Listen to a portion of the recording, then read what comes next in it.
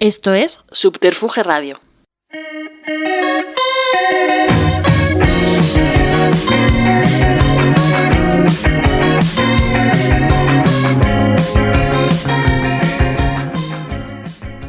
Buenos días y bienvenidos y bienvenidas a Souvenir.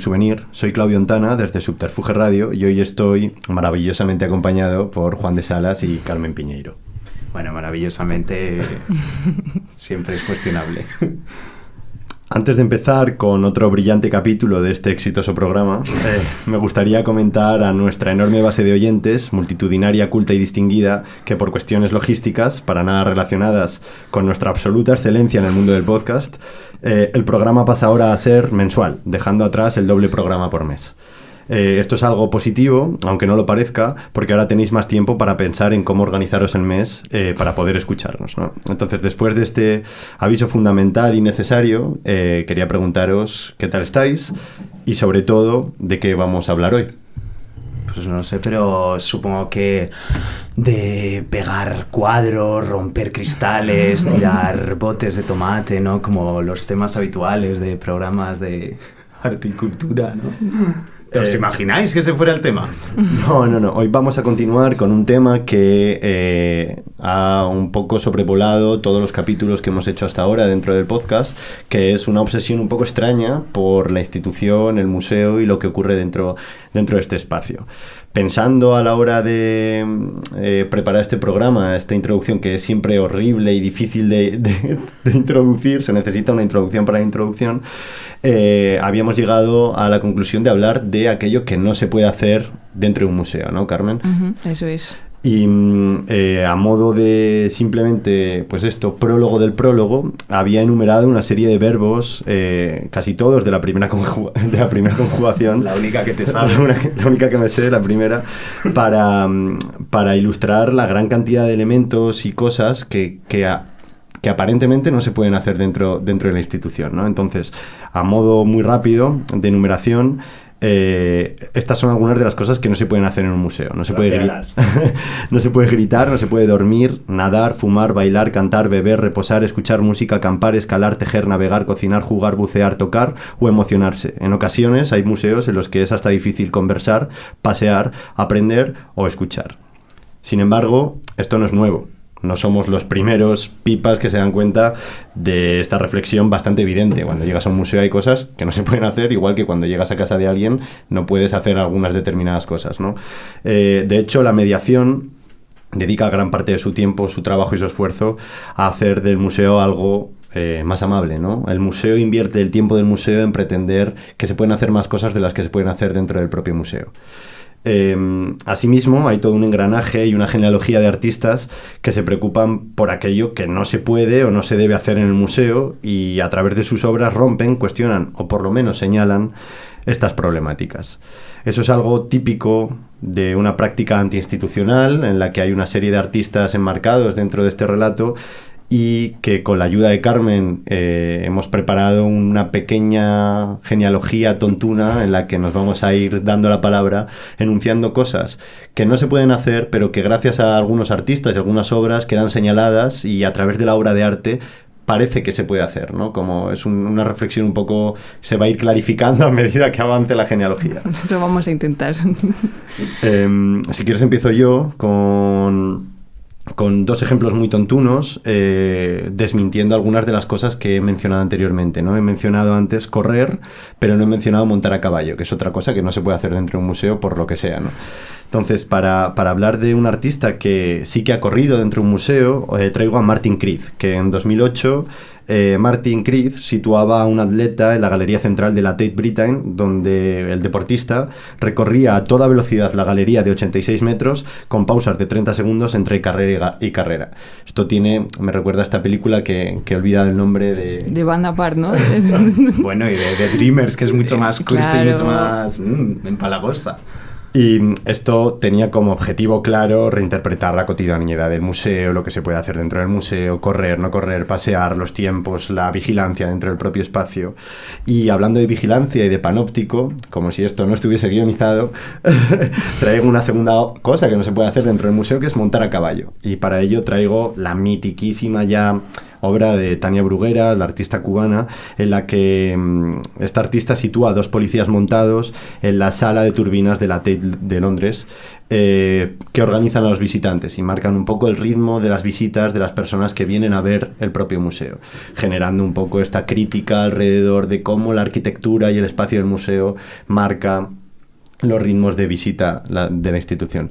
Que ahora hablando me recuerda a mí mismo a la obra esta de Fernando Sánchez Castillo, La Autónoma, que es una obra en la que creo que se llama Arquitectura para caballo, en la que Sánchez Castillo recuerda cuál es el modelo de medida de la Autónoma, que es un policía montado para controlar a los estudiantes. Pero sin enrollarme mucho más, le pregunto a Carmen, ¿qué otra cosa no se puede hacer dentro del museo? Pues se me viene a la cabeza gemir, ¿no? No se puede gemir dentro de un museo, pero Andrea Fraser... A ver, depende. Si te pones, pues, en fin... Andrea Fraser, cuando va al Guggenheim y empieza a escuchar la audioguía, pues se empieza a dejar llevar por lo que le está diciendo la persona que está explicándote el museo, y acaba haciendo una obra que se llama Little Frank and his Carp, riéndose un poco de Frank Gehry con el Museo del Guggenheim, y se deja llevar por esta voz que le dice que toque las paredes, que se deje llevar por la sensualidad de la arquitectura, que se relaje. Entonces ella, pues siguiendo toda esta audioguía, pues acaba pues tocándose, restregándose por las paredes ante un público que la mira atónito, y ahí está. ¿Sabéis que la voz femenina de la audioguía de la Catedral de Burgos, no sé si era Lois de Padre de Familia o Marge de Los Simpson? Pues era Marge. Bueno, aunque Lois de Padre de Familia también está bien. Pues junto a gemir, otra cosa que aparentemente, y esta tiene un poco más de complicación, no se puede hacer dentro de un museo de arte contemporáneo, es tender la ropa. Y para ello, me ha salido como algo argentino, perdón. Para ello os traigo la obra de Domènech, que disculpen mi catalán, El Estadi, el Pabelló y el Palau. En 2018, traducido, el Estadio, el Pabellón y el Palacio. Una traducción muy necesaria. Sí, perdón. Que esta es una obra que en la primavera de 2018 el artista creó en el pabellón Mies van der Rohe de Barcelona, que se hizo por la exposición del 29 en Barcelona, en la que a través de colgar y tender ropa y la sustitución de algunas sillas, la mítica silla de Mies van der Rohe por una silla mucho más humilde, el artista pretende reivindicar el pasado vinculado al extrarradio, a la marginalidad que tenía la zona de Montjuïc, en la que los inmigrantes que llegaban a Barcelona se veían obligados a vivir en barracas alrededor del antiguo Palacio de Misiones, el antiguo Estadio Olímpico y alrededor de lo que luego fue el pabellón de Barcelona, porque se creó en el 29, se desmontó y luego se volvió a montar. Esta obra, que cuenta con una instalación real en el Mies van der Rohe, pero luego con una documentación fotográfica, se puede ver ahora en la exposición del MACBA, en la exposición permanente, que creo que tiene un sistema muy parecido. La verdad que estoy hablando de memoria, pero creo que tiene un sistema muy parecido a los capítulos del Reina Sofía, y creo que este es el preludio o algo. Estoy hablando de memoria y no debería, pero que forma parte como esta idea como de prólogo de exposición permanente, ¿no? Como casi capitular. Y en esta exposición hay 2 pequeñas fotos de esta intervención. Sin embargo, es curioso pensar esta obra dentro del MACBA, ya que el MACBA es un museo que ha construido y ha invertido para bloquear la vista de la ropa tendida de los vecinos del Raval. En 1995 el MACBA se construye enmarcado dentro de lo que es el ARI, que es el área de rehabilitación integrada, en la que se pretende salvar al Raval del colapso absoluto, y para ello se genera un plan de revitalización o incluso gentrificación. Recordar ahora la cita del urbanista que participó en el proyecto, que es Jordi Borja, pero también Manuel Castel, que hablaban de que una zona obsolescente es una oportunidad incluso de centralidad.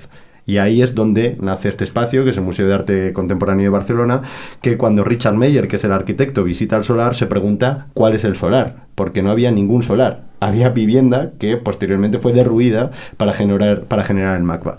Hasta el punto en el que se generó esta pequeña plaza en la que se instala el MACBA, Y esto no libra al MACBA de ver el resto de vecinos de la calle Joaquín Costa del Raval, ¿no? Que es esta calle que sube, por la que bajan y suben los skaters hasta llegar al MACBA, ¿no? Así que se construyó un muro que impedía a los vecinos que ya estaban ahí ver la plaza y sobre todo al MACBA ver la ropa tendida. Es en este momento cuando Jorge Reichmann escribe una pequeña poesía en la que dice que el día en el que el Museo de Arte no reprima la ropa tendida, aquel día podremos empezar a hablar de democracia. Y es un poco este juego que traía aquí al final de cómo algo que no se puede hacer a través del arte contemporáneo, pero que mientras se permite entrar a este discurso del artista contemporáneo criticando al Mies van der Rohe y revitalizando y recordando esta idea de comuna o de dureza de vida dentro del mundo inmigrante, cuando estás viviendo en una zona situada como el Raval, el propio museo se esfuerza e invierte millones en bloquear la vista y luego decorarla con un mosaico de Oteiza. De Chillida, de un muro que bloquea la vista de esta ropa tendida. Y para cerrar la chapa y cerrar la introducción, quería preguntaros a Carmen y a Juan si vosotros habéis hecho algo que no se puede hacer dentro de un museo. ¿Habéis corrido, habéis gritado, habéis montado a caballo dentro de un museo? ¿Consideraríais un museo el Museo del Calamar Gigante de Luarca? Seguro, sí. Bueno, no puedo comentar nada porque está aún en procedimientos judiciales, pero, en fin. No, yo en los museos, de hecho, soy una persona que me vuelvo absolutamente calvinista y que, vamos, no tanto si viera un acto de subversión o alguien haciendo algo, que me da igual, pero si voy con gente conocida, si voy con mi padre, si voy con mi madre, los dedos largos que apuntan cuando se acercan a una obra, cuando la van a tocar, de pronto me entran los mil males, cuando realmente soy la primera persona que me parece que sería esencial poder toquetear todo lo que se debería toquetear, pues me pongo legislativo y firme. No sé, ¿tú, Carmen? Yo en los museos no me suelo poner a delinquir, pero sí que un verano estuve de policía de mediadora cultural en el Matadero y a más de uno tuve que sacar de las instalaciones como de cajitas negras con las gafas empañadas. Vaya. Pues precisamente para hablar, estamos hablando de cosas que no se pueden hacer en un museo.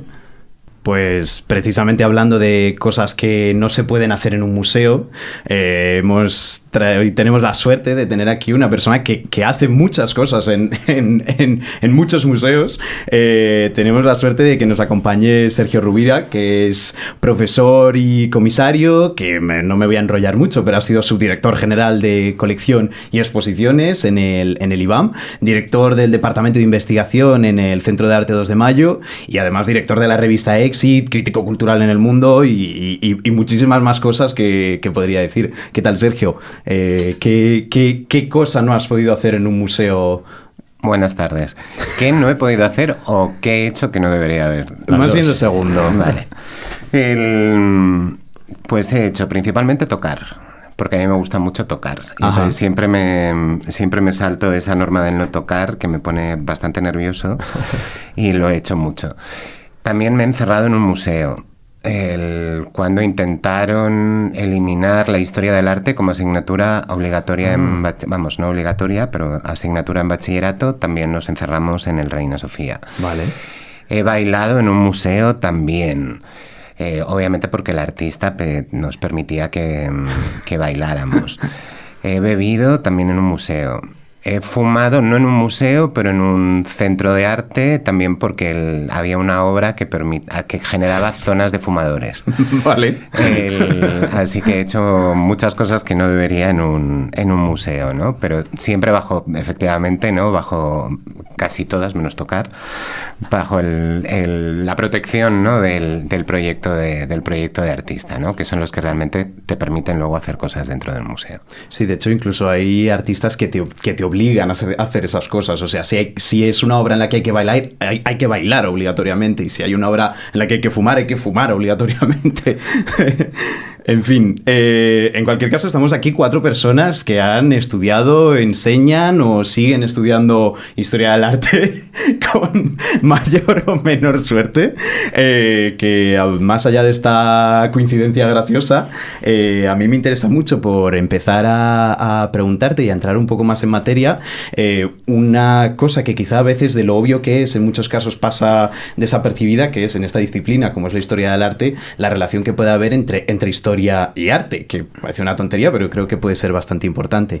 Y yo quería preguntarte, precisamente, lo que voy a contar a partir de aquí, me puedes corregir, me puedes interrumpir todo lo que quieras y puedes añadir lo que desees, pero yo quería preguntarte sobre una exposición que comisarías en el año 2020 en el IBAN, junto a Rogelio López Cuenca y María Jesús Folk, que es esta exposición que se titula Orientalismos, la construcción del imaginario en Oriente Próximo y el norte de África, entre 1800 y 1956. Y en ella, que pues bueno, me he estado leyendo los textos de Sala y tal, entiendo que me parecía bastante interesante porque partíais un poco de la conceptualización de la idea de orientalismo a partir de Edward Said, del palestino Edward Said, y un poco era una exposición en torno a la recepción en Europa de la recepción o la construcción imaginaria de la cultura y la sociedad, de esa especie de otredad que ha generado Europa en el Mediterráneo, en el levante mediterráneo y en el norte de África. Una otredad que también en muchos casos a veces es un poco particular porque siento que seguramente tengamos mucho más que ver con una señora palestina que con una señora de Noruega en muchísimos casos. Y esta idea de orientalismo para la exposición era, cito el texto de Sale, dice: el orientalismo es la institución construida para tratar con el Oriente, tratar con él en el sentido de opinar sobre él, autorizando puntos de vista sobre él, describiéndolo, enseñándolo, situándolo, gobernándolo. En breve, un estilo occidental de dominación, reestructuración y sostenimiento de autoridad sobre el Oriente, que me parece bastante interesante. En cualquier caso, para quien nos está escuchando, la exposición estaba compuesta de más de 600 obras, que se dice rápido, muchas de autores conocidos, como puede ser Goya, Matisse o Picasso, pero también había como una especie de respuesta o contraposición con artistas contemporáneos de estos mismos países de los que trata la exposición, como bien podría ser Babi Badalov, Itu Ibarra o Maja Mamun, y abordaba de alguna manera cronológicamente toda esta relación de Europa con Oriente o con el orientalismo desde la expedición de Napoleón a Egipto, pasando por diferentes cuestiones como la visión romántica de España en el siglo XIX, los viajes europeos, etcétera, y terminando de alguna manera con la expedición a Marruecos, la independencia de Marruecos y Túnez en 1956, que de alguna manera completa un discurso expositivo de casi siglo y medio, que se dice rápido. Y me he detenido un poco más de la cuenta en esto porque siento que esta exposición sigue de alguna manera un formato expositivo que tiene algunos paralelos interesantes y de los cuales te quería preguntar, que quizá frente a modelos de exposiciones como muestras antológicas o quizá uninominales o de escuelas o de estilos que quizá tienen un velo más desfasado, digamos, siento que en los últimos 10 años ha ganado cada vez más importancia exposiciones que tienen de alguna manera un nexo, un núcleo primeramente historiográfico que luego se construye a través de obras de arte. Si no estás en absoluto de acuerdo, estoy deseando que ahora, si me puedes responder, me encantará. Pero por defender un poco mi punto, quería citar, por ejemplo, la exposición Poéticas de la Democracia, Imágenes y Contraimágenes de la Transición, en el Reina Sofía entre 2018 y 2020, o la más reciente, El Tragaluz Democrático, en la Arquería de Nuevos Ministerios, o incluso la propia reorganización de capítulos de las colecciones permanentes del Reina Sofía. Y de alguna manera en estas exposiciones el punto entre el discurso historiográfico y las obras es un sacar a la luz unos fragmentos de historia que no están o que contradicen las crónicas oficiales. Y esto me parece muy interesante porque el comisario, actuando como historiador, convierte la selección de obras en una especie de testimonio, prueba o evidencia de una realidad ignorada. Que esto es un poder enorme, inmenso y que me parece muy interesante. También me viene a la cabeza que el PP hace un año propuso construir un museo de historia nacional en el actual Ministerio de Agricultura que completase el discurso del Prado y del Reina Sofía. En cualquier caso, en conclusión, yo la pregunta que te quería hacer y que me parece, me interesa bastante, es en qué se diferencia un museo de arte contemporáneo de un museo de historia. Y de alguna manera, el comisario siempre es, antes que nada, historiador. Evidentemente, en toda exposición hay un discurso historiográfico, pero siempre es en primer lugar historiador. ¿Y crees que existe esta tendencia historiográfica en el panorama expositivo? ¿Y de qué crees que puede ser síntoma, más o menos? Son muchas preguntas. Son bastantes. A ver, yo soy historiador, pero yo cuando digo historiador no me refiero tanto a generar un único relato, en el gran relato de la historia, ¿no? Que es básicamente contra lo que yo creo que ahora estamos todos intentando poner en cuestión, ¿no? Y obviamente he hecho exposiciones que tienen que ver con poner en cuestión el relato que ha ido construyendo la historia, ¿no? Y Orientalismos efectivamente es un ejemplo muy claro, ¿no? Pero nunca perdíamos de vista las obras. O sea, nunca perdíamos de vista que estábamos trabajando con obras y el contexto en el que se estaban produciendo las obras, ¿no? O sea, por ejemplo, cuando hablábamos de los viajes a Túnez de Kandinsky o de Klee, sí, obviamente, ¿no? Contextualizábamos con una vitrina todo lo que tenía que ver con guías turísticas de ese periodo, pero también dejábamos reposar la obra, ¿no? De algún modo. Eso sí, luego había muchos juegos perversos para evidenciar los problemas que tienen ese tipo de imágenes, ¿no? Pero, de hecho, para nosotros era al revés. Partíamos de esas imágenes para intentar ver cómo se había construido el discurso en torno a Oriente. O sea, no era tenemos el discurso en torno a Oriente y luego vamos a las imágenes, sino que son imágenes que tanto Roge como yo hemos trabajado mucho. Y entonces partíamos de ahí. Y luego, obviamente, la obsesión española, ¿no? España, que también se ha construido como un Oriente amable, por decirlo de algún modo, ¿no? Como dice también, ¿no? Estrella de Diego, somos exóticos, pero no demasiado, ¿no? O por lo menos no somos peligrosos, ¿no? Que le pasa un poco con Rusia también, ¿eh? O sea, son como los dos extremos de Europa y somos exóticos, pero no demasiado. Y eso obviamente tiene que ver con construcciones culturales. Y que si es una tendencia... Bueno, yo creo que Germán también trabaja de otro modo, ¿no? Yo creo que Labrador, que es el comisario. Sí, la verdad es que justo he elegido unas cuantas. Germán, las dos que has elegido justo son bueno, una es de Germán y en la otra participaba Germán. Y yo creo que él parte de otro lugar, ¿no? Yo le puse algunos peros, por ejemplo, a él. Estábamos cenando un día y le dije, pues no, sobre todo de la parte de los episodios del Reina, ¿no? Pero que eso ya no era colección, no era la bueno, la otra también era colección. Le puse problemas, ¿no? Que tenían que ver con cuestiones de género, por ejemplo.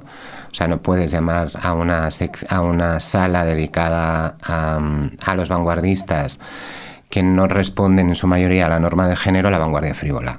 O sea, eso no lo puedes hacer. Ya. O no puedes hacer una sala que hable sobre la fiesta en la movida madrileña y esté aquello pintado de negro y que bien nos lo pasamos todos, y la siguiente sala sea una sala dedicada al VIH, porque estás haciendo el mismo discurso que estaban haciendo Thatcher y Reagan, ¿no? Entonces, por eso te digo que muchas veces cuando pones en cuestión un discurso hay que tener también en la cabeza muchas otras posibilidades, ¿no? Entonces, no intentar hacer un discurso único, sino que se abra múltiples lecturas. Y ese es uno de los problemas que puede tener un trabajo desde la historia, ¿no? Utilizando las obras de arte como ilustración de la historia, ¿no? O sea, yo creo que son dos formas de trabajar distintas. Y yo siempre digo que yo no soy historiador en el sentido de historiador con H mayúscula, sino que soy contador de historias, que me gusta mucho más, ¿no? Porque además eso evidencia que la historia tiene un componente de ficción bastante importante, ¿no? Y que tiene una lectura desde pues es que es una lectura que es, por mucho que pretenda ser objetivo, es una lectura situada, ¿no? Desde ti, desde tu experiencia, desde tus lecturas. Muy difícil, ¿no? Generar ese relato único. Bueno, de hecho, con Orientalismos estamos viendo ahora imágenes, ¿no? de lo que está sucediendo en Palestina, ¿no? de esa atrocidad, que muchas veces recuerdan a imágenes previas, ¿no? que ya existían, ¿no? O sea, que sigue funcionando, ¿no? Depende de dónde las veas, sigue funcionando. Sí, y yo, por apuntar y seguir esta conversación, introducir la siguiente pregunta, antes quería como repreguntar sobre esto, porque yo sí que creo que veo y noto este camino de la imagen al relato y del relato a la imagen, ¿no? Como que sí que veo esa doble... y me preguntaba si ahora... bueno, creo que hay todo un relato alrededor del artista benjaminiano o este tipo de Museo Atlas, que ahora es Museo Tentacular, que hay como este tipo de viraje, y era para ver si, bueno, como incidir un poco en esta cuestión del cambio o el giro y para preguntarte honestamente si crees que esto está cambiando, si crees de repente hay otras exposiciones, por ejemplo, se me viene a la cabeza la de Manuel Segade en Alcalá 31 sobre Juan Muñoz, que son otro tipo de exposición y que además funcionan tremendamente bien, ¿no? Como creo que ha ido muy bien esa exposición. No tengo los números, pero estoy seguro que hay un feedback positivo de esa exposición, ¿no? Y que creo que en el K2M funcionó guay. Y era para, bueno, preguntarte frontalmente si esto crees que cambia, crees que hay un cambio, Yo sí creo que hay yo sí creo que hay un cambio de paradigma. Algunos museos no se han enterado todavía, pero sé que hay un... Es que no llega la wifi bien. No, pero sí que hay un cambio de paradigma, ¿no? Y tiene que ver, yo creo que también tiene que ver con la entrada de los estudios visuales, ¿no? En el que se ha roto que yo también hay veces que veo problemas en esto, ¿eh? Uh-huh. Pero se ha roto un poco la jerarquía, ¿no? Y yo creo que ahora nos dedicamos más a estudiar imágenes uh-huh. que obras de arte en sentido estricto, ¿no? Uh-huh. Hay un problema en esto, ¿no? Y es que no todas las imágenes circulan de la misma forma. Entonces, también ni se entienden de la misma forma. Entonces, también aquí hay que tener cierta prevención. Entonces, sí que creo que ha afectado mucho, ¿no? Y luego, ha afectado mucho el modelo, ¿no? que ha dado el Reina, en el que no terminas de saber muy bien, ¿no? Porque era una cuestión práctica en inicio, yo creo, ¿no? El trabajar con tanta documentación uh-huh. y era, ¿no? Pues lo que no se puede comprar, ¿no? Como no puedo comprar las obras, pues puedo comprar la documentación que sustituye a esas obras, ¿no? Uh-huh. Que es una cuestión práctica que se ha terminado en una forma de hacer muy clara, ¿no? Y es muy difícil hacer una exposición sin vitrinas. Sí. Y lo que ha sucedido es que, por un lado, la vitrina, lo que contiene la vitrina se ha convertido en objeto artístico, y en el Reina las obras de arte muchas veces funcionan como documento, ¿no? Y uh-huh. pierden esa idea de artisticidad, ¿no? Y yo creo que es un camino que va a seguir avanzando, pero que en algún momento se va a estabilizar, ¿no? Y uh-huh. se va a generar un equilibrio entre una cosa y otra, ¿no? Pero obviamente hay que trabajar con los contextos, o por lo menos intentar situar las obras, ¿no? Porque los historiadores del arte tradicionalmente lo que hemos hecho es o concentrarnos en la obra o concentrarnos en el artista, uh-huh. pero no en las condiciones, o muy pocas veces en las condiciones de producción de esas obras, o con qué se mostraban esas obras, ¿no? La propia historia se nos olvida la historia de las obras, ¿no? O sea, llegamos, ¿no? al momento en el que se hace, empezamos, ¿no? la historia del arte tradicional. Hablamos, ¿no? La composición, los colores primarios, secundarios, si la perspectiva responde, si la pincelada es no sé qué, la pincelada es no sé cuántos. Y todo eso significa, pero claro, tiene que tener un sentido,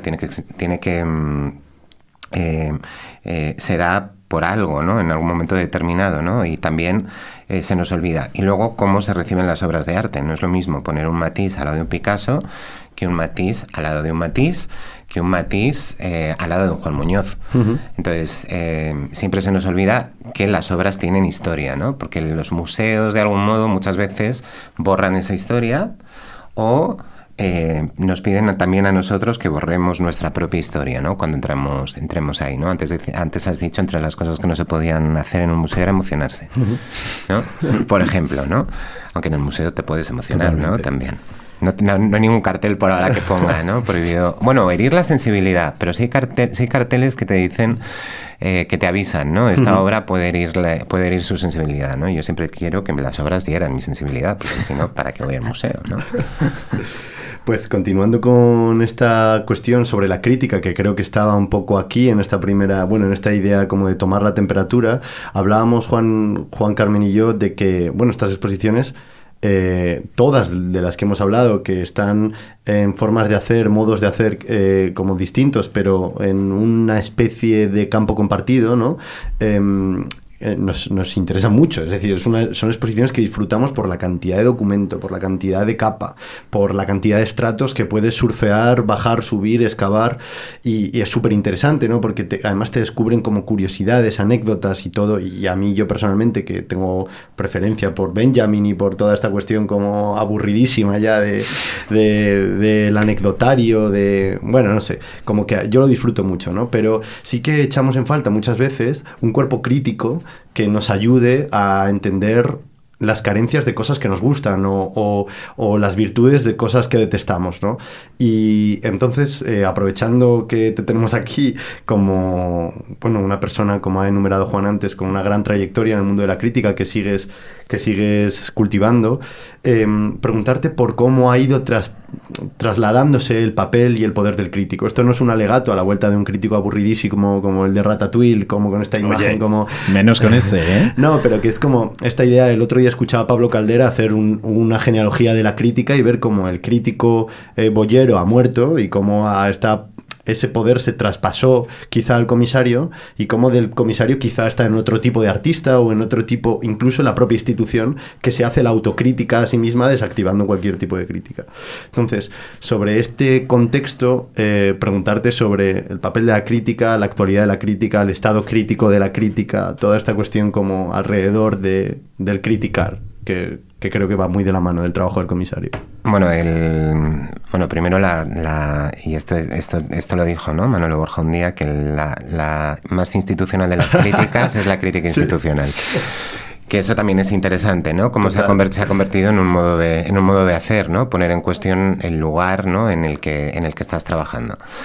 Y luego, respecto a la crítica de arte, si la entendemos como la entendíamos antes, ¿no?, esa idea de establecer un juicio, hace ya mucho tiempo que dejó de serlo, ¿no? Hay un librito, ahora no recuerdo el autor, pero habla precisamente de crítica de arte y recupera una encuesta que hicieron, creo que a 3.000 críticos estadounidenses. Y entonces les daban un orden de preferencia. Elkins es el autor. Y el libro es algo así como ¿qué pasó con la crítica de arte? O ¿qué ha pasado con la crítica de arte? Y en la encuesta les decían que ordenaran, ¿no?, sí, lo primero tenía que ser describir las obras de arte, lo segundo tenía que ser contextualizar las obras de arte, lo tercero tenía que ser hablar de la biografía del artista, tal, no sé qué, y ya una de las opciones era establecer un juicio sobre lo que se estaba viendo. Pues en el resultado, ¿no?, de estas opciones que les daban, la última fue establecer un juicio, que era precisamente el primer objetivo de la crítica, ¿no? Que era, la propia palabra nos lo dice, ¿no? Viene del griego juzgar, ¿no? Y así que se ha invertido absolutamente cuál es el sentido de la crítica hoy. No tiene que ver más con una idea de reseña. Totalmente. Una reseña informada, pero tiene que ver más con eso, ¿no? Luego otra cosa es la teoría crítica, que eso sí que... pero es otro lugar, ¿no? No tiene que ver con el periodismo, por decirlo de algún modo. Así que yo creo que hoy la crítica, pues seguramente ha pasado a otro lugar, ¿no? Ha pasado la crítica como se entendía antes, ha pasado a hacer teoría crítica, ¿no? Y entonces se contiene en un libro, o hay otras instancias que han absorbido el poder que tenía el crítico antes de decir esto sí, esto no, que son los comisarios de exposiciones, sin duda, ¿no? Son los que han robado el poder a la crítica. También es cierto que se han multiplicado los medios, ¿no? Entonces, pues si antes tenías pocos medios de comunicación en los que apareciera crítica de arte, ahora se ha democratizado también la crítica de arte. Entonces eso hace que la crítica de arte también pierda importancia, ¿no? Pero además yo recuerdo todavía algún crítico que hizo críticas negativas de una expo y automáticamente ese artista no vendió nada. O sea que hasta hace poco, hasta los 80, yo creo que funcionaba todavía ese modelo de crítico. Luego tienes, a mí hay otro modelo de crítico que me hace mucha gracia, que es el de Cali Arena, que siempre hace ¿no? Es como... ¿Veíais Mira quién baila? Yo No, es un programa horrible de televisión. Suena un montón. Que era como un concurso de famosos que ponían a bailar bailes de salón, ¿no? Ay, sí, y, sí, y sí, siempre sí, había sí. un... ¿Qué se llamaba? Mira quién baila, creo que Sí. se llamaba. Y había un juez que era un poco calearena, ¿no? Entonces era todo el rato como, sí, has bailado muy bien, el cha-cha-cha, los pies te iban bien, tal, no sé qué, pero la espalda no la tenía recta, ¿no? Pues también hay un modelo de crítico así, ¿no? Hay como estereotipos, ¿no? Luego hay otros que utilizan los papeles, ¿no? Para sus venganzas personales, ¿no? Que obviamente el que no conozca la historia no se entera. Pero claro, alguien que sí la conozca, pues hay veces que es bastante terrible, ¿no? Yo tengo la suerte de elegir siempre expos que o sea, no tengo la suerte. Puedo elegir y siempre expos que me gustan o que me interesan por algo, ¿no? Que pueden tener algún pero también entiendo el esfuerzo que supone muchas veces hacer algunas de esas expos como para hacer, pero recuerdo algunas memorables, ¿no? Sí he criticado críticas de otros. También. O sea, he contestado críticas de otros, ¿no? Recuerdo una, no voy a decir de quién, que criticaba a Carles Congós por una exposición en el Reina. Básicamente, ¿no? Además era un poco insultante porque el resumen del primer párrafo era que era un paleto de Olot que se había ido a Londres y se había quedado fascinado por la cultura de club. Y entonces yo contesté y empezaba además la crítica algo así como, yo que no sé inglés, entonces yo mi crítica la escribí. Tampoco me emocionó la exposición de Carles, ¿no? Sí me interesaba desde dónde partía y cosas que había hecho, pero creo que había hecho otras expos mejores. Pero bueno, entonces yo empecé la mía como, yo que sí hablo inglés, ¿no? Te voy a explicar de qué va esto, ¿no? Entonces sí he contestado. Luego la gente me preguntaba, ¿pero estás enfadado con no sé quién y tal? No es una cuestión personal, es que me enfado. O sea, sí me enfado la crítica porque no puede ser insultante la crítica. Y recuerdo otra crítica demoledora también, que era un tango. No voy a decir quién la escribió. Pero estaba escrita como si fuera un tango. Lo que pasa es que esas críticas ya no funcionan, ¿no? Y muchas veces también hay gente que está muy señalada, ¿no? Y si esa persona te hace una mala crítica, en el fondo es dice todo lo más de- contrario, sí. ¿no? Es un elogio. Pero bueno, y que no hay que confundir... no hay que confundir una mala crítica con una crítica mala, que muchas veces pasa también, ¿no? Entonces, estamos los críticos, y a mí no me gusta definirme como crítico, ¿eh? Yo siempre digo que soy lo primero historiador, ¿no? Contador de historias. La crítica está en una situación complicada, ¿no? Los medios también han perdido publicidad. Entonces, cada vez las secciones de arte se han reducido más. Muchas veces la gente no lo lee o no lo tiene en cuenta. No afectan como antes, desde luego. Entonces yo creo que el poder se ha desplazado primero porque, por otro lado, ¿no? Hay gente haciendo crítica en la web, en las redes, entonces se ha desplazado, ¿no? Yo sí, ahora escuchando la respuesta y repensando la pregunta, no quería como entrar demasiado como en esta cosa como del detalle y de la cuestión personal, pero sí que es cierto como vino a darnos una clase al máster Borja Casani, creo que se llamaba, que formaba parte de La Luna de Madrid, creo que es una revista como que, bueno, en aquel momento surgen un montón de revistas alrededor del arte contemporáneo, y hablaba con nostalgia de un momento en el que el país traía un suplemento cultural que pesaba, ¿no? Y hablaba como... Pero claro, yo lo pensaba y es como, joder, es que ahora hay otra crítica, ¿no? Como hay otros espacios en el que de repente, pues hablaba él también de esta cosa, ponía el ejemplo contrario, ¿no? De un crítico hablaba bien de ti, vendías toda la exposición. Era una cuestión como, joder, increíble, ¿no? Y continuando con esta cuestión de la crítica, traer justo una exposición que a mí yo he revisado personalmente porque me parece fascinante, y no precisamente porque me interese a nivel conceptual la expo, pero porque era como un sueño extraño, y era para ver qué opinas con los años sobre la exposición que se hizo en el MoMA PS1, en el que colaboraste de alguna forma, no sé que no como comisario, porque es Harald Sima el comisario, pero que se hizo en Nueva York y luego se hizo en el Patio Herreriano, que se llama Real Royal Trip, y este artículo se publica en Desacuerdos 2 y es un artículo en el que se critica duramente una exposición en la que se recrea un cuarto viaje a Colón de España a Nueva York dentro de un programa de patrocinio alrededor del gobierno de Aznar. Es presentado en el Lincoln Center junto a, bueno, el premio Príncipe de Asturias, como algo, hay como un batiburrillo de cosas como imperiales que acaba en una exposición con artistas de primer orden, como recuerdo Mateo Maté, pero recuerdo también Fernando Sánchez Castillo, me quiere sonar, como Santiago Sierra, que además venía... Tania Bruguera, sí, de la que has hablado sí, antes. había como un mix extrañísimo, ¿no? Y que venía además también justificado de un mismo proyecto, de un mismo equipo que había decidido que Santiago Sierra fuera a la Bienal de Venecia, es decir, con cierto riesgo realmente por parte de ese equipo. Y creo que la pregunta que quiero hacer es más o menos cómo ha perdurado en tu recuerdo una exposición que quizá ha envejecido de una forma extraña a través del prisma como de la decolonialidad, hablando de la crítica y de un poco del comisario, de la autocrítica y de...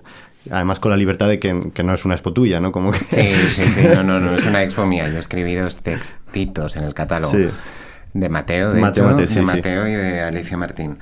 Y el que, ¿cómo lo recuerdo yo? Hombre, tiene que ver con la diplomacia cultural, ¿no? Y también con cómo se entiende la idea de promoción de la cultura española en el exterior, ¿no? Que no termina de funcionar. En este caso era, ¿no? PS1, que era MoMA, ¿no? O sea, bueno, no, creo que todavía no lo era. No, sí lo era. Sí. En el catálogo ya lo era. Sí, el PS1 ya era la parte joven del MoMA.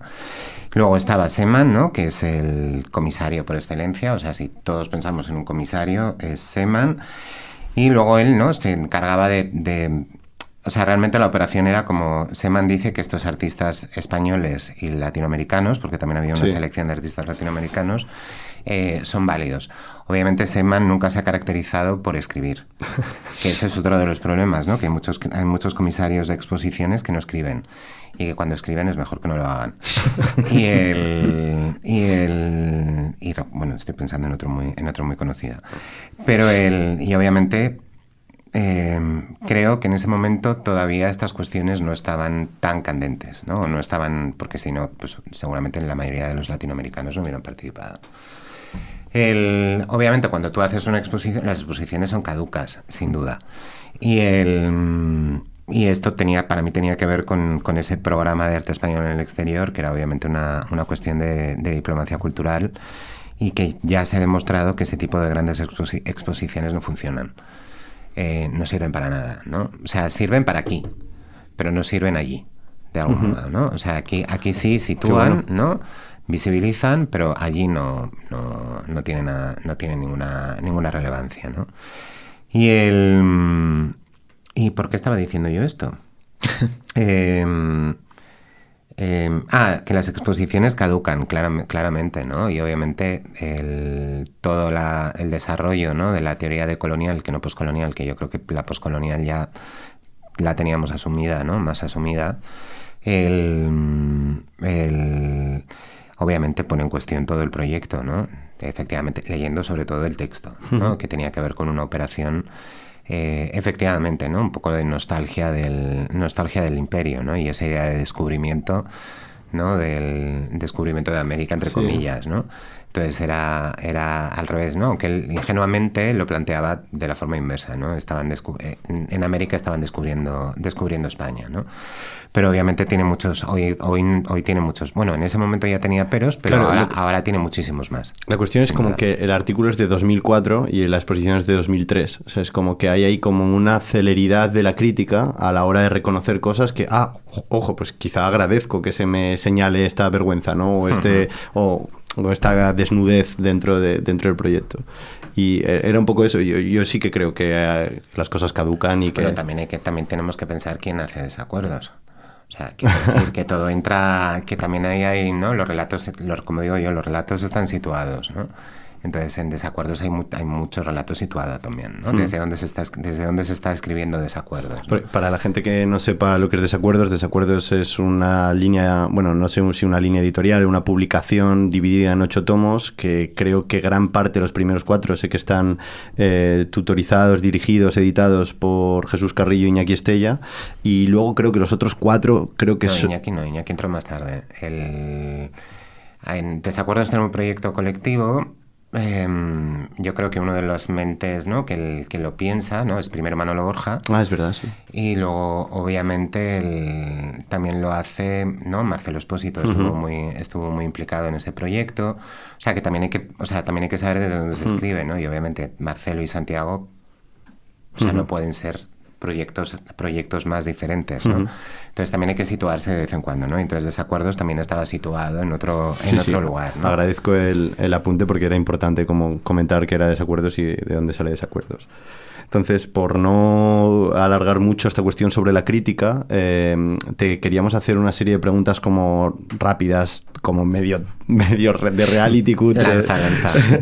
Y porque creo que agradecemos mucho tanto tu palabra como tu tiempo y tu esfuerzo en responder preguntas así de la nada, con un interés informativo y pedagógico, pero también como buscamos como algo mucho más aterrizado. Entonces, te voy a hacer 5 preguntas. La primera es, ¿cuál ha sido la exposición que más te ha marcado, más te ha gustado, recuerdas con más cariño o tienes como un antes y un después en tu práctica? Esta es difícil. Eso es como preguntarte que cuál es tu comida favorita. Que yo haya visto y que me haya marcado, pues fíjate, el primer recuerdo que tengo, y no es una expo, pero recuerdo de ir a museo, ¿no? Y es cuando llegó el Guernica, ir a ver el Guernica al Casón del Buen Retiro, y ahí tendría 6 años. Ir a ver el Guernica, al Casón del Buen Retiro, con mi tía abuela, que se vino de Santander para ir a ver el Guernica, y mi padre. Así que ese es yo creo que lo que marcó de algún modo, ¿no? El hacia dónde he ido, ¿no? Así que esa sería, ¿no? El Guernica. Y poco después, y eso también es raro, una exposición de Monet en el MEAC, en el antiguo MEAC, ¿no? Que también fue como un gran éxito, ¿no? Y había colas. Y otra exposición rarísima también en el MEAC de Butaille. Joder. O sea, que esas son como mis 3 expos, ¿no? Como 3, o sea, yo creo que una tiene que ver, ¿no? con mi propia historia política, ¿no? Otra tiene que ver con mi afición al 19, y la tercera, pues con mis rarezas, ¿no? Que es, no, Butaille, ¿no? Que en sí, en la programación era muy raro, ¿no? Pero mis padres me llevaron a ver Butaille, ¿no? Y yo recuerdo que estaba la pieza, ¿no? Estaba el papel roto, ¿no? Esa pieza ahora no recuerdo el artista Butaille que lo hizo, que atravesaba, ¿no? el papel, y todavía tengo en la cabeza el recuerdo del papel agujereado y yo preguntando, oye, ¿qué aquello que era, ¿no? Entonces yo creo que esas preguntas me llevaron a ser lo que soy, ¿no? Sigo con la siguiente pregunta. ¿Qué parte del comisariado se te hace más tediosa y cuál es la que disfrutas más? La que se me hace más tediosa de todo el proceso de exposición es el momento en el que hay que poner las cartelas. Lo odio. O sea, es la parte de la que yo, si pudiera, me iría, ¿no? En ese momento de la exposición, que es poner las cartelas, pero nunca sé dónde ponerlas para que no molesten. Y me pone muy nervioso poner cartelas. ¿Y qué era la otra? ¿Cuál disfrutas más? ¿Cuál disfruto más? Cuando tengo que hacer... Soy un poco friki y me hago las paredes. Entonces, cuando tengo que ordenar la expo, cuando ya tienes las piezas confirmadas, ¿no? Y te tienes que ordenar la expo, entonces yo me hago todas las obras en proporción, y coloco las obras en la pared, ¿no? Casi como si maquetara una página de un libro o de una revista. Y entonces ese es el momento que más disfruto, ¿no? Intentar establecer a partir de las imágenes, ¿no? el relato, ¿no? dentro de las paredes. Qué guay.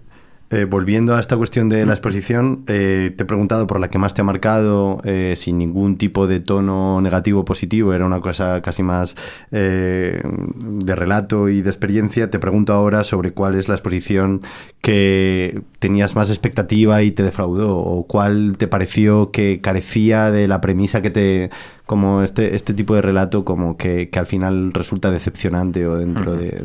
Bueno, se me ha olvidado. Una que sí que me marcó fue la Bienal de Venecia de Germano Celan, que reunió a los grandes comisarios estrellas de ese momento, ¿no? Y tenías una exposición de obris dentro de la expo, la propia de Celan, que era maravillosa, de Juan Ru, también bastante interesante, y precisamente de Hu, aunque luego me he llevado muy bien con él, ¿no? Y he tenido que trabajar varias veces, la exposición en la que he salido más enfadado ha sido precisamente una de Juan Ru, que fue una bienal de Estambul, no recuerdo el año, en la que nosotros, ¿no? Occidentales privilegiados, y más cuando te invitan a ver la bienal y te pagan un hotel de, pues ya no recuerdo si era de 4 o de 5 estrellas en Estambul, más te ponen los coches para ir a ver la bienal y te llevan a un zoco que estaba siendo abandonado porque era un zoco industrial, entonces te llevan allí, ¿no? Como turista occidental. Te ponen delante de un vídeo, que no voy a decir el artista, en el que básicamente veías a pescadores del Mar Negro que no podían traficar, o sea, que no podían pescar por el tráfico de petróleo, y al lado una lámpara que se encendía y se apagaba siguiendo el código Morse, y lo que traducía el código Morse era el Quijote. Entonces, joder, claro, qué complejidad, como extraña. En un zoco industrial, ¿no? Yo me enfadé mucho porque era eso, ¿no? Yo, turista occidental privilegiado, me llevas a este lugar, ¿no? Para que experimente la ruina. Me cuentas, ¿no? Las miserias, ¿no? Sin más análisis. Y luego además tienes una obra que no tiene nada que ver con eso que estás contando, ¿no? Que es el Quijote, ¿no? Esa asociación poética. Así que creo que esa fue, desde luego, la que más me enfado. Hay más, me enfadan más, ¿no? Hay veces que salgo enfadado. Está bien. Por eso digo que yo quiero que llegue mi sensibilidad. No es malo, salir enfadado de una expo, ¿no? Pero desde luego era una expo que tenía muchos problemas. Y de hecho, muchos artistas turcos se enfadaron porque les explicaban su situación en la Bienal. Wow. Entonces, claro, alguien que ha pasado por allí como si fuera un ovni por Estambul no puede pretender explicar la situación, ¿no? A los que están allí. Entonces fue una Bienal complicada. Pues para continuar justo con el tema de las bienales, te pregunto, ¿crees en la Bienal como un formato sostenible de exposición? No es sostenible en absoluto. De hecho, es uno de los grandes problemas, ¿no? Y va a ser uno de los... Bueno, primero, la Bienal Eurovisión yo creo que es un modelo que se terminará agotando, ¿no? Ya Sao Paulo dejó de serlo, porque Sao Paulo tenía participaciones nacionales. Le falta Venecia, aunque ya se pone en cuestión todo el rato, ¿no? Ahí va a ser un poco más complicado porque los pabellones pertenecen a cada país, ¿no? Pero bueno, en algún momento se pondrá mucho más en crisis, ¿no? Y luego, segundo, no es en absoluto sostenible. No es un sistema, no es un sistema sostenible, no. El de las grandes expos no es sostenible. No, pero bueno, y Venecia más, ¿no? Sí. Que además está en Venecia, ¿no? O sea, que no, yo estoy pensando en los problemas de logística que tienen los pabellones en Venecia, y luego, ¿no? Esa idea de temporalidad, de proyecto específico, dónde se produce, quién lo produce, a quién repercute. O sea, tiene bastantes problemas. Esta era una pregunta un poco trampa porque en el siguiente capítulo tratamos bienalismo, arte situado y este tipo de problemas. Pero me gustaría cerrar con quizá algo que nos ayuda a todos, que es preguntarte sobre institución, comisaria, textos, como algo que te resulte interesante, que cuando alguien te pide que le recomiendes un libro o un texto o una institución o una exposición, bueno, de eso ya hemos hablado, ¿cuál se te viene a la mente? ¿Cuál es? Cuando hablamos de museos, hay uno que para mí marcó también diferencia, que es The Power of Display, de Marian Staniszewski, que analiza, ¿no? Que analiza qué se esconde detrás de un supuesto montaje, ¿no? De exposición, cómo significa el montaje de exposiciones, el lenguaje del montaje de exposiciones, que es lo que traduce, ¿no? Y eso me abrió, pues, muchas vías de investigación, ¿no? A partir de ahí. Pues muchas gracias, Sergio, por tu maravillosa participación en este programa, tus generosas respuestas. Y antes de pasar a la parte de regalos tradicional de Souvenir, me gustaría introducir el Minuto de Oro, la sección de Carmen, en la que, para recordar a nuestros oyentes, Carmen visita un artista, un movimiento, un concepto, una institución que a ella le resulta interesante y que tiene esta finalidad quizá más aterrizada y menos chapa que el resto del programa por nuestra parte. Así que bienvenida, Carmen. Muchas gracias, Claudio. Gracias por reconocer que doy menos la chapa que vosotros. Hoy quería hablar de un artista que se llama Mona Hatoum y que nace en el Líbano tras la expulsión de su familia a Palestina por la Nakba del 48, y quería comentar pues un poco su trayectoria, ¿no? Ella, cuando les expulsan de Palestina al crearse el Estado de Israel, no obtiene la nacionalidad libanesa, como ocurre con la mayoría de los refugiados que acuden a este país cuando se les expulsa de su tierra, ¿no? Entonces ella se cría ahí y termina sus estudios en Beirut, y en el 75 hace un viaje a Londres, un momento en el que estalla la guerra civil en el Líbano. Entonces no puede volver a su casa y vuelve a perder un hogar que ni siquiera la acogió como ciudadana en primer lugar. Entonces allí en Londres continúa sus estudios de arte, y es aquí cuando su obra se vuelve ya completamente política. Se integra en una corriente de arte que deviene del momento político, de lo que podemos entender como la tercera del feminismo, que empieza en los 60 pero que se cristaliza en las 2 décadas siguientes, que es justo cuando Hatoum se integra en el circuito artístico europeo.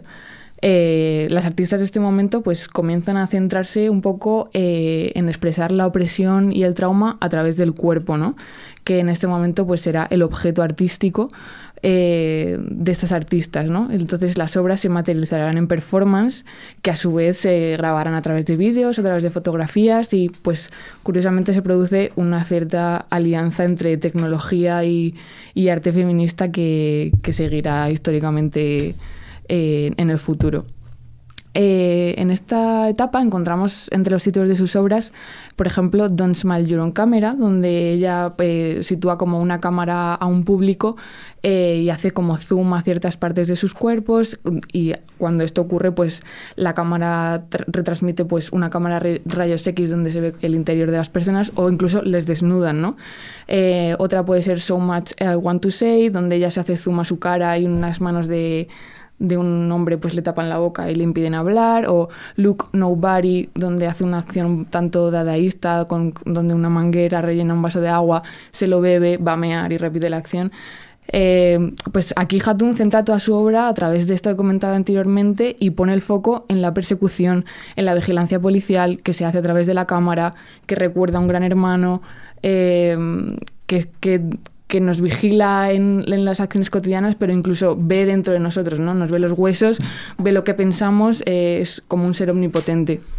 Aquí hay un gran componente de frustración y de cautiverio, un cautiverio que a la vez está dislocado, porque aunque ella expresa la opresión que sufre al venir del Líbano en un mundo occidental, pues también es un cautiverio que ella expresa de un territorio en el que ella no está viviendo, ¿no? O sea, realmente ella está expresando algo que ocurre fuera de su hogar, o sea, en su hogar del que ella está fuera. Y justo aquí pasa otra etapa en la que empieza a hablar directamente de los conflictos bélicos, ¿no? Tenemos Under Siege, que significa bajo asedio, y es una alusión directa al conflicto palestino. Es la primera obra en la que ella habla de esto y produce una instalación en la que hace un cubo de cristal donde lo rellena de barro. Entonces ella como que está dentro y intenta levantarse, pero se cae, entonces el barro empieza como a solidificarse, pero ella se cae, entonces mancha las paredes. A la vez esto hace que el cristal se vuelva opaco y no puedas como ver lo que está ocurriendo dentro. En este momento pues empieza a desviar el foco del cuerpo, ¿no? Y empieza a poner el foco en el territorio, hace un poco esa traslación, y por ejemplo en Ciudades 3D realiza un mapa que se presenta como un mapa de estrategia, usado tanto en los juegos como en la guerra. Enseña 3 ciudades que se conectan a través del tiempo por los bombardeos, como es Kabul, Bagdad y Beirut. Estos espacios pues aparecen descompuestos porque presenta como una especie de mapa sísmico, pero a la vez ella propone una reconstrucción de estas ciudades bombardeadas. En Hotspot presenta un mundo que se convierte en una jaula de metal, donde los continentes se perfilan con unas luces de neón rojo. Esto aquí quiere quiere hacer entender que ella ya no ve los sitios de conflicto, ¿no? como el Próximo Oriente o el Oriente Medio, sino que para ella todo el mundo es una zona de conflicto y todos estamos implicados y todo el mundo contribuye a esta situación de conflicto. Las relaciones entre cuerpo y territorio en su obra son claras y se leen como un continuo en el que la violencia recae sobre tanto la masa corporal como la superficie de la tierra. Una violencia que deforma aquello que toca, que modifica la topografía como modifica el aspecto humano. Hatoum nos habla de cómo el asedio a la población palestina pasa también por la destrucción sistemática de la tierra en la que no solo viven, sino de la que se sustentan. Pues muchas gracias, Carmen. Y antes de despedir el programa, siento ser pesado, pero es importante entregarle los regalos al invitado. Así que, Juan de Salas, si quieres explicar qué has traído y qué vas a entregar a Sergio. Hacía falta decir mi apellido. ¡Ay, el precio! No veas los gastos de producción que tenemos, que cada vez son más elevados. Invertimos más en mejorar poco a poco nuestra política de presentes, de regalos. Bueno, yo creo que la etiqueta es parte del contexto de la obra y creo que puede permanecer como tal. Ya está, se intuye, pero ya está. Pues te hacemos entrega, Sergio, de unas maravillosas pegatinas con el oso y el madroño, el escudo de Madrid en varias formas, la bandera de la Comunidad de Madrid y Madrid en una tipografía preciosa para tu uso y disfrute diario, eventual. Personal y privado. Genial, las pondré, las guardaré en mi colección de pegatinas. Ha crecido, ¿no? Que no tenía de Madrid, que empieza ahora, efectivamente, no tenía de Madrid. Pues, así que nada, muchísimas gracias. Muchas gracias, Sergio, y te agradecemos como la generosidad del tiempo y despedimos aquí este programa de Souvenir y nos vemos en un mes, lamentablemente, pero se hará más gustosa la espera. Hasta el próximo episodio. Adiós. Chao.